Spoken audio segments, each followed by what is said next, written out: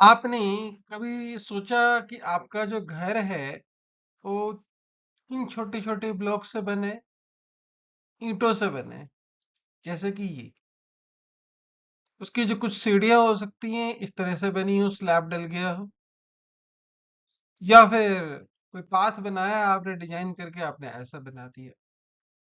तो इन सब के बनने में एक स्ट्रक्चरल रिफॉर्मेशन हुई है, एक स्ट्रक्चरल एवोल्यूशन हुआ है, जो एक स्मॉल ब्लॉक से हुआ है। जब स्मॉल ब्लॉक कभी ये था, कभी यहाँ पे एक छोटी सी ईंट थी, और कभी इस तरह के स्लैब्स थे या टाइल्स थी। जिस तरीके से आपके घर का स्ट्रक्चर है वैसे ही क्रिस्टल स्ट्रक्चर भी है, जिससे छोटे छोटे मॉलिक्यूल से लेके बड़े बड़े जो आपके पास स्ट्रक्चर्स हैं वो तक डेवलप होते हैं। आइए जानते हैं इन सब के विषय में।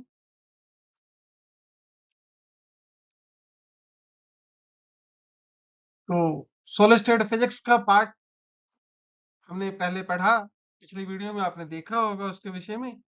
और ये है क्रिस्टल स्ट्रक्चर। तो हम क्रिस्टल स्ट्रक्चर के बारे में बताएंगे और ये उसका पहला पार्ट है, जिसमें हम बातें करेंगे लैटिस, उसके बेसिस और क्रिस्टल स्ट्रक्चर्स की। लैटिस पॉइंट्स और स्पेस लैटिस क्या होता है। तो लैटिस पॉइंट ठीक वैसा ही है, जैसे कि आपने सीढ़ियां रखनी है, बनानी है, तो स्लैब डालना है। तो स्लैब डालने के लिए पोजीशन होगी ना, स्पेस में आप बताएंगे कि कहाँ कहाँ डालना है, कहाँ कहाँ उसको लोकेट करना है, जो कि हमने पिछले पार्ट में देखा। तो उनको हम कहेंगे कि लैटिस पॉइंट है। तो लैटिस पॉइंट क्या बना? Lattice point are specific well different positions in a crystal lattice where atom, ion और मॉलिक्यूल आर लोकेटेड। जो स्लैब्स हमने डाले थे वो हमारे एटम, आयन और मॉलिक्यूल, तो कहाँ डालना है, उसकी पोजीशन क्या बनेगी, ये उसका लैटिस पॉइंट होता है। राइट। और यही लैटिस पॉइंट बार बार रिपीट होते होंगे, एक 3D स्ट्रक्चर आपके पास डेवलप हो जाएगा। राइट। तो अरेंजमेंट में खास क्या है, क्या खास बात होनी चाहिए? एक रेगुलर है, एक पीरियोडिसिटी है, एक रेगुलरिटी है स्पेस में। जमीन पे भी हो सकती है, जैसे कि आपने वहां देखा थर्ड केस में। स्पेस में, हवा में भी हो सकती है। तो इसे 3D स्ट्रक्चर। और हर पॉइंट पे एनवायरमेंट बिल्कुल ठीक वैसा ही है। आपको अली बाबा वाली कहानी तो आती ही होगी। अली बाबा जब उस कहानी में आपने देखा, जो डाकू आए थे तो क्या कर रहे थे वो डाकू? वो डाकू एक घर ढूंढने की कोशिश कर रहे थे, पर क्योंकि उसको सारे घर एक जैसे नजर आ रहे थे, कंफ्यूज हो गए थे। तो यही कंफ्यूजन क्रिस्टल स्ट्रक्चर्स में भी होती है, क्योंकि हर एक लैटिस पॉइंट पे एनवायरनमेंट आइडेंटिकल होता है। जैसे अली बाबा के केस में उन डाकुओं को था, वो अली बाबा का घर नहीं ढूंढ पाए। क्यों? जहां खड़े हुए वहां एक जैसा दिखे उन्हें। ठीक है। इस homogeneity with respect to the arrangement of the lattice points. ठीक है। अब जो स्पेस लैटिस होता है उसका क्या मतलब है मेरे पास? यही कि जो लैटिस पॉइंट का 3D अरेंजमेंट है। लैटिस पॉइंट का क्या है कि 3D अरेंजमेंट है, और हर तरफ हो सकता है, किसी भी डायरेक्शन में हो सकता है, तो उसको हम कहते हैं स्पेस लैटिस। आपको अभी ऐसा समझ नहीं आ रहा होगा। अब आप ऐसा समझिए कि मैं यहाँ पे आपको 2D और 3D लैटिस के बारे में टोरल व्यू में समझा रहा हूँ। देखिए, ये 2D लैटिस है। अभी लैटिस क्या है? ग्रिड बनेंगे आपके पास। मतलब मैंने मॉलिक्यूल को जगह दे दी कि ये इस कॉर्नर पे आ सकता है, इस पे आ सकता है, इस पे आ सकता है। ये जो पॉइंट है ना, जहाँ पे आ सकता है, ये वाला पॉइंट, जैसे ये हो गए आपके लैटिस पॉइंट्स। और ये पूरे का पूरा जो स्ट्रक्चर है ना आपका, ये आपका बन गया 2D लैटिस। समझ में आ गया? ये पॉइंट क्या है? लैटिस पॉइंट है। ऐसे और कोई लैटिस पॉइंट ढूंढ रही है, ये लैटिस पॉइंट है आपके पास। और ये पूरा का पूरा स्ट्रक्चर क्या है? लैटिस है। राइट। 3D में बात करेंगे तो वही मैंने बताया ना, रिपीटिंग यूनिट। तो मान लीजिए क्यूब है। ठीक है। तो 3D स्ट्रक्चर ऐसा डेवलप हो जाएगा हमारे पास। तो ये क्या है? 3D ग्रिड है। ये भी ग्रिड है, ये भी ग्रिड है। ठीक है ना? दोनों ही ग्रिड है ना आपके पास, तो ये ग्रिड है 2D ग्रिड है और ये ग्रिड आपके पास क्या है 3D ग्रिड है। तो इसमें लेटेस्ट पॉइंट ढूंढिए, ये लेटेस्ट पॉइंट है, ये लेटेस्ट पॉइंट है, ये लेटेस्ट पॉइंट है, ये लेटेस्ट पॉइंट है, यहाँ पे लेटेस्ट पॉइंट है, ये सब लेटेस्ट पॉइंट है। और जो अरेंजमेंट बन रही है वो क्या बन रही है, वो 2D की बजाय अब 3D बन रही है, इसलिए इसका नाम क्या है 3D लेटिस है। अब आप इमेजिन करिए आप यहाँ खड़े हैं, आप जैसे यहाँ पे खड़े होंगे आपको वही पोजीशन मिलेगी जब आप यहाँ खड़े होंगे, क्योंकि ये जो एक्सटेंशन है ना इसका, ये इनफाइनाइट है, इधर भी जा रहा है, इधर भी जा रहा है, इधर भी जा रहा है, इधर भी जाएगा, हर तरफ जाएगा, इस तरफ भी आएगा, उस तरफ भी जाएगा। कोई इनफाइनाइट स्टेट है, तो आप कहीं भी अगर आप खड़े हैं यहाँ पे, मान लीजिए आप खड़े हो जाते हैं कहीं पे, तो आपको हर जगह एक जैसा लगेगा, मतलब भूल भुलैया बन जाएंगे आपको वहाँ, राइट। तो इस तरह के स्ट्रक्चर को कहते हैं 3D लैटिस। अब ये लैटिस है ये समझिएगा, सिर्फ सिर्फ ग्रिड है यहाँ पे और कुछ नहीं है, और इन रियलिटी जब स्ट्रक्चर की बात करते हैं तो कुछ भी नहीं होता, ये जस्ट यू अंडरस्टैंड कि सिंपल एक ग्रिड फॉर्मेशन होनी है हवा में, ठीक है। उस पोजीशन पे मैंने प्रीफिक्स कर लिया, जैसे घर बनने से पहले घर में आपका फर्स्ट फर्स्ट फ्लोर है, सेकंड फ्लोर है, थर्ड फ्लोर है, कहीं कुछ नहीं बना होता है ना। फिर आप स्टाइल करते हो कि यहाँ पे मुझे यहाँ ये स्टाइल डालना है, यहाँ पे ये डालना है, यहाँ पे ये देना है। तो जो अरेंजमेंट आपके दिमाग में होती है ना, वो एक लैटिस स्ट्रक्चर की अरेंजमेंट होती है। फिर आप क्या करते हो, जैसे लेंटर डालते हैं तो क्या करते हैं वहां पे, हम एक आयरन की वहां पे बहुत सारी आपने देखा होगा चर्रे होते हैं वहां पे, पाइप्स होती है मोटी मोटी, वो आप वहां बिछाते हो, सरिया कहते हैं जिसे, सरिया आप बिछाते हो, सरिया में एक जाल बुना होता है। तो ये जो जाल बुनता है ये लैटिस की तरह होता है, राइट ना। इन रियलिटी अगर अरेंजमेंट हम एटम्स और मॉलिक्यूल की बात करेंगे तो ये एक अरेंजमेंट है।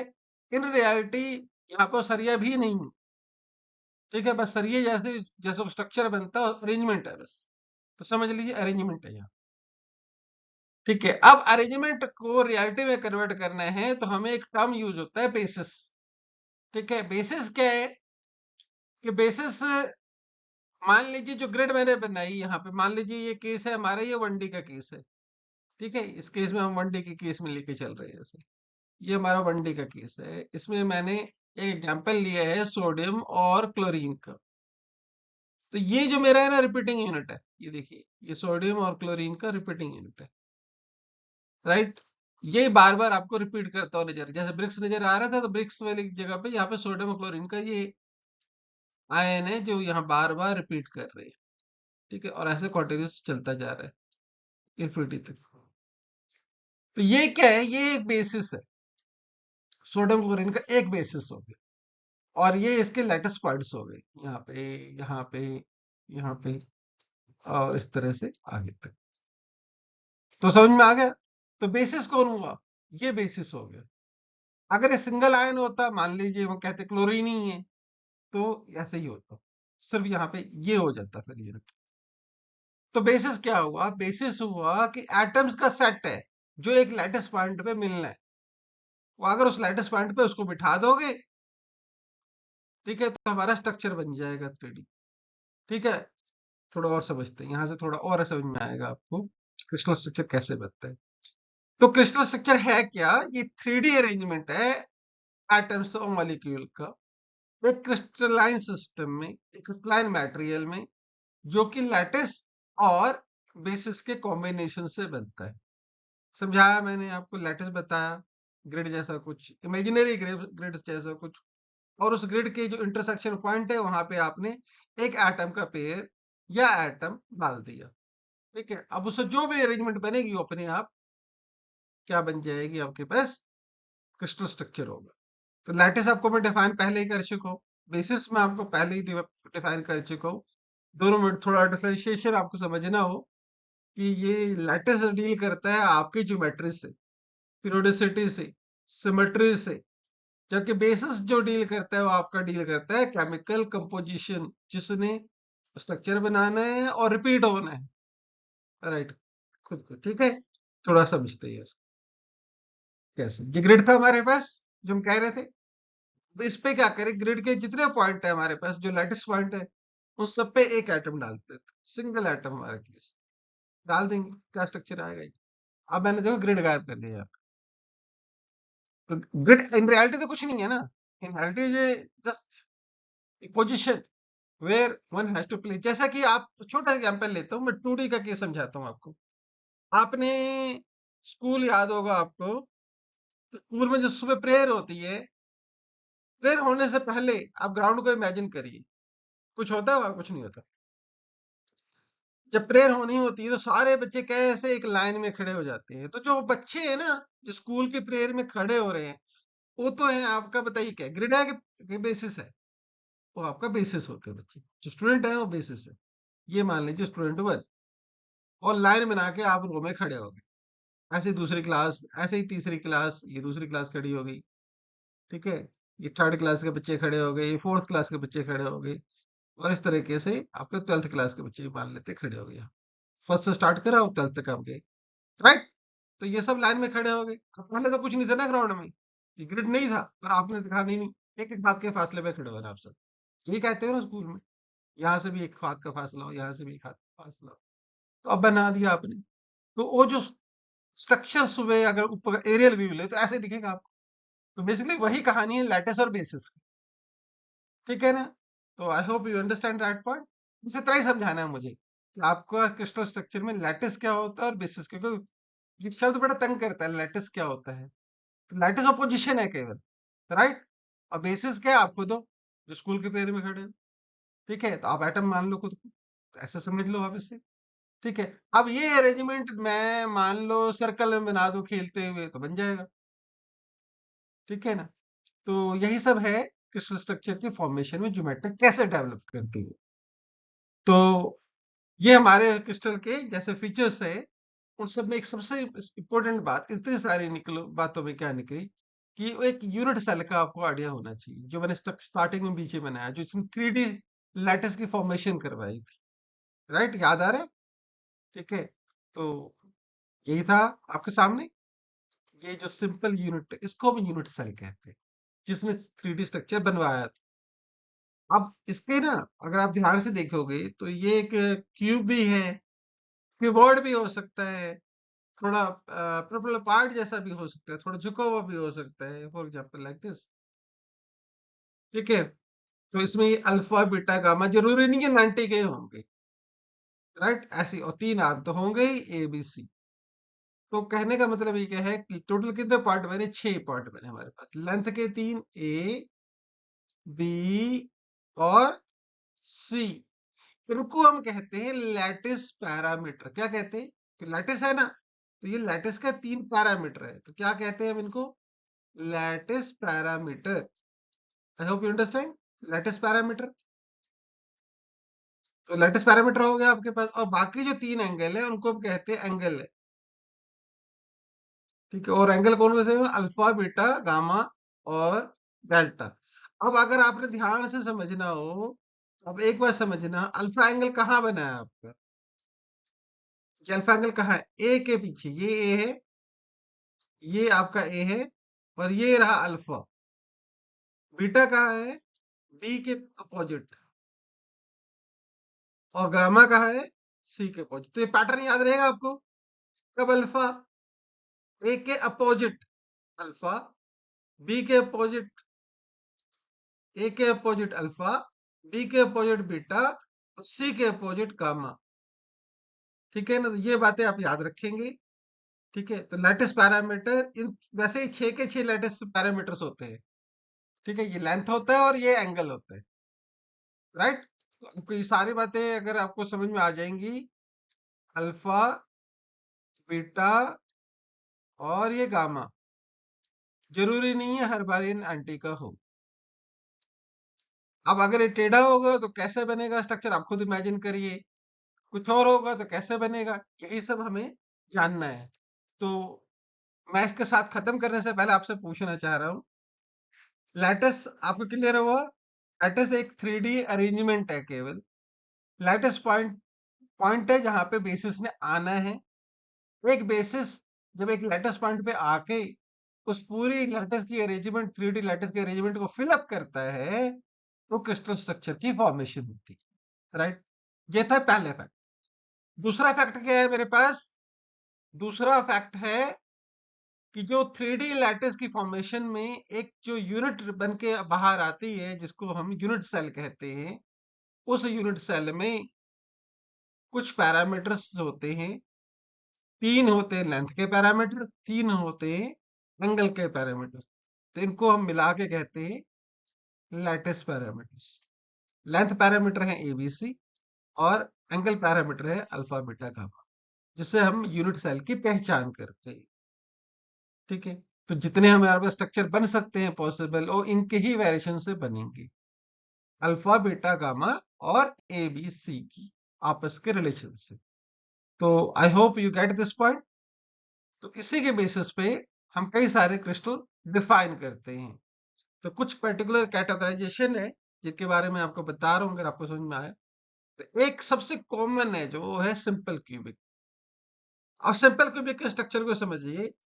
इसमें एक वही मैंने यूनिट सेल के टर्म में बात करनी थी, तो मैंने यूनिट सेल के टर्म में बात करी है।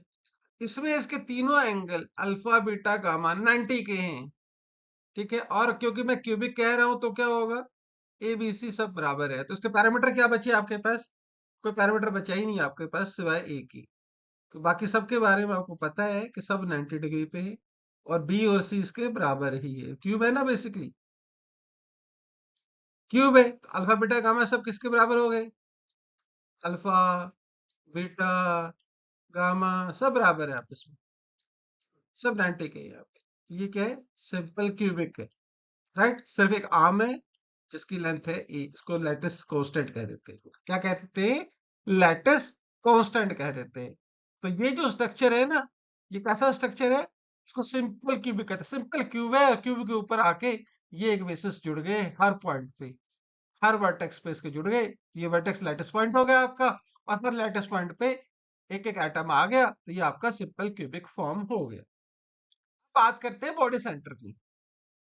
अब बॉडी सेंटर जैसे कि नाम से क्लियर है, एक बॉडी के सेंटर में है, बिल्कुल बीच में। जैसे कमरा इमेजिन कर लो, कमरे के बिल्कुल बीच में आपने एक फुटबॉल रख ली। राइट, इसलिए इसका नाम बॉडी सेंटर है।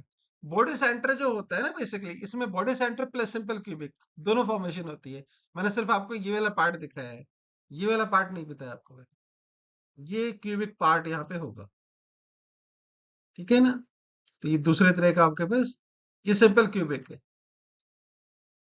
राइट, तो सिंपल क्यूबिक तो होगा बीसीसी में, और क्या होगा साथ में? सिंपल क्यूबिक के साथ साथ क्या होगा? बीच में एक आ जाएगा, इसलिए इसका नाम बॉडी सेंटर है।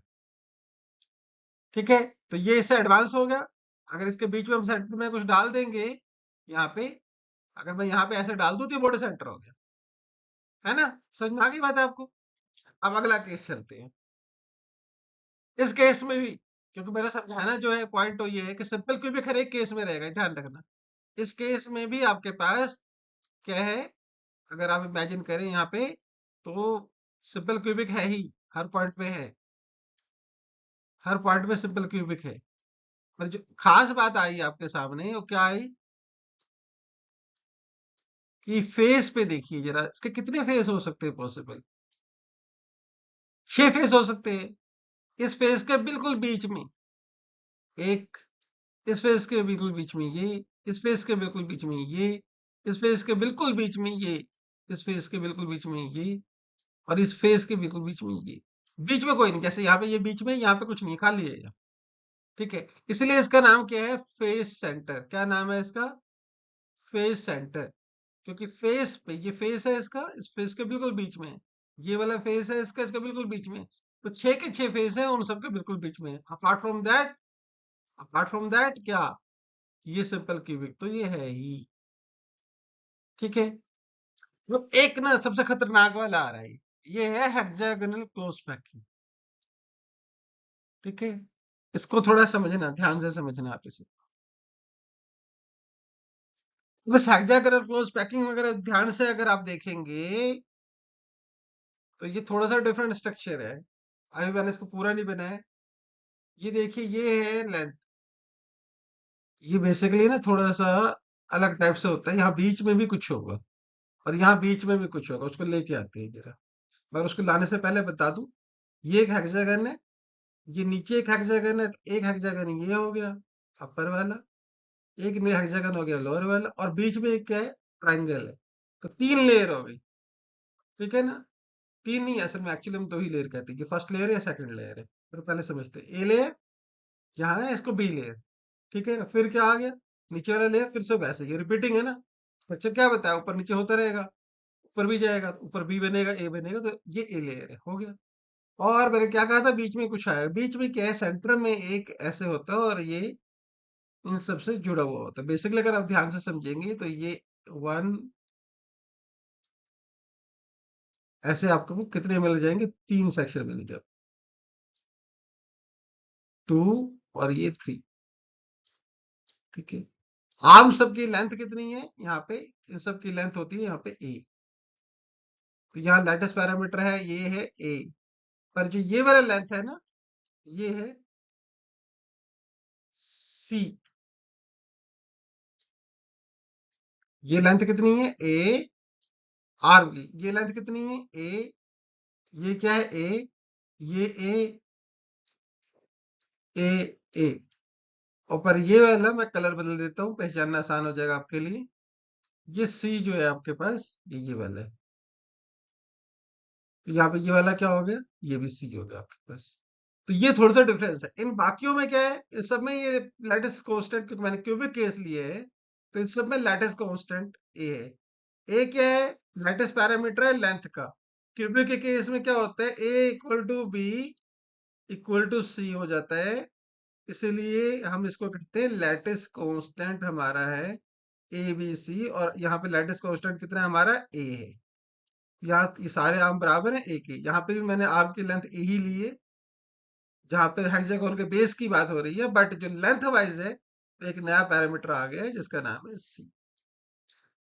सो I hope you understand the basic categorisation of structures in term of unit cell, ठीक है?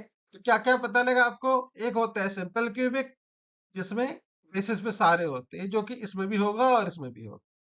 अगर इसके बिल्कुल सेंटर में एक एटम आ जाए तो ये क्या हो जाएगा, body centre, body centre, body के बिल्कुल बीच में। अगर फेस के बिल्कुल बीच में होंगे तो ऐसे 6 पॉसिबिलिटी बनती है, और तो ये है फेस सेंटर। हेक्सागोनल में 2 हेक्सागन ऊपर होते हैं, ऊपर नीचे एक एक करके, और बीच में एक ट्राइंगल होता है, राइट? ये हेक्सागोनल क्लोज पैकिंग है। तो लेयर को क्या कहते हैं, ए बी, नीचे वाला लेयर ए होता है, फिर इसके बाद फिर ये ट्रायंगल वापस आएगा, और ऐसे ही रिपीट होगा। तो इसमें भी लेंथ हम नीचे बेस का ए ले लेते हैं आर्म का, और जो हाइट होती है उसको हम सी कह देते हैं। तो हमने स्ट्रक्चर समझ ली। अब इसमें आपको समझ में आया, simple cubic structure, body centre cubic होता है, एक फेस सेंटर क्यूबिक होता है, और एक हेक्सागोनल क्लोज पैकिंग होती है। इस तरह से हमारे स्ट्रक्चर फॉर्म कर सकते हैं, ठीक है? Got it? तो फिलहाल तो हम इसी के साथ विश्राम दे रहे हैं खुद को। होपफुली आप इस पार्ट में, जो लास्ट पार्ट था हमारा, इंपॉर्टेंट था कि आपको एचसीसी, बीसीसी, और बीसीसी मतलब बॉडी सेंटर, एससीपी मतलब हेक्सागोनल क्लोज पैकिंग, और एफसीसी मतलब फेस सेंटर, क्यूबिक केस में हमने सारे डिस्कस करे, ठीक है? ये आपको आ गए। तो अब जो इसके बाद जो आपके पास वीडियो आएगी, and that will be very important video, because जितने क्वेश्चन, चाहे आईआईटी जैम हो, चाहे आपके पास बैडमिंटन से केमिस्ट्री के क्वेश्चंस हो आईआईटी जेई में या नीट में, ठीक है, मैक्सिमम क्वेश्चन यहाँ से आ जाते हैं। तो आई होप कि this part will cover lot of the marks from, सबसे बड़ी बात बहुत आसान। तो मिलते हैं अगले पार्ट में। थैंक्स।